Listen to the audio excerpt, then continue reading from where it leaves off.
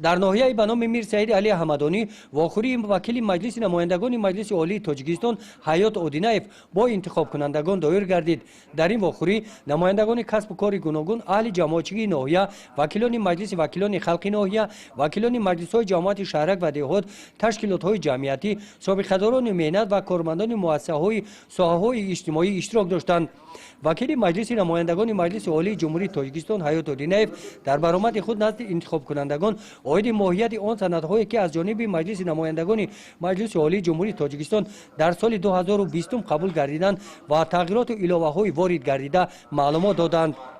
дар ин вохӯрӣ вакили маҷлиси намояндагони маҷлиси олии ҷумҳурии тоҷикистон ҳаёт одинаев оиди муроҷиатномаи ҳукумати ҷумҳурии тоҷикистон дар бораи истифодаи сарфакоронаи нерӯи барқ, истифодаи самараноки заминаҳои назди ҳавлигӣ таъкид намуданд.